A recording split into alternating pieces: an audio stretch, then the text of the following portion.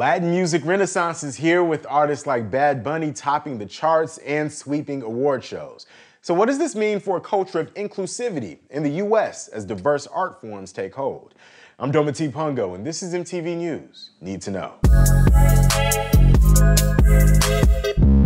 On Thursday, the 28th annual Billboard Latin Music Awards were held in Florida, and Puerto Rican artist Bad Bunny won big, scoring 10 wins out of a whopping 22 nominations.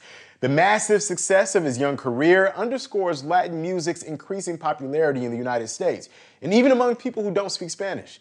I mean, his stuff is so infectious that instead of one acceptance speech, he just started singing lines from his song Zafayera. Bad Bunny has become a mainstay in American institutions, from performing on SNL to gracing the cover of Rolling Stone. Meanwhile, artists like J Balvin and Rosalia have also made waves with Spanish-language songs in the mainstream. And even Selena Gomez got in on the action when she released an all-Spanish-language album earlier this year. Just before the pandemic, in its Young Hollywood Impact report, Variety highlighted a Latin music renaissance, referring to the massive breakout successes of Latin artists off feature spots, like Bad Bunny's verse on Cardi B's I Like It. And 1 year later, Latin music became the third largest music genre in the world. So as the genre gets more representation in creative fields, could we be on the brink of a cultural shift? History teaches us that artistic movements can impact the advancement of the underrepresented people that birthed them. Take the Harlem Renaissance of the 20s and 30s. Even in the midst of racial segregation, it sparked a new sense of pride and expression of Black culture that paved the way for the Civil Rights Movement. The power of sheer joy, visibility, and celebration cannot be underestimated. Perhaps no record epitomizes this more than 2017's record-breaking hit Despacito by Luis Fonsi.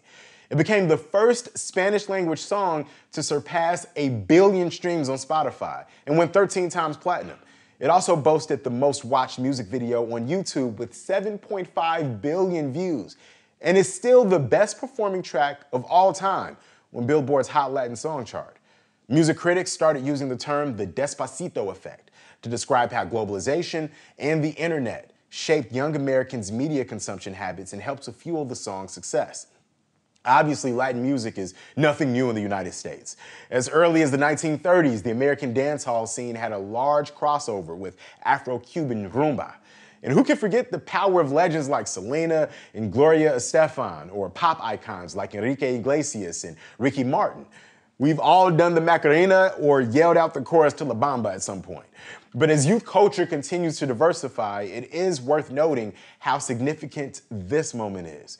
There's a cultural exchange happening. Latin beats are mixed with American hip-hop and Southern trap to give us new sounds and new styles, while putting artists of color in the spotlight.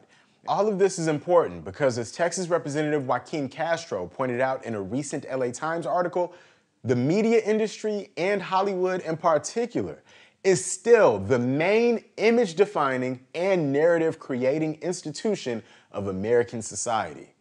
Latin music is American music, and its success is evidence of how culturally interwoven our country is becoming.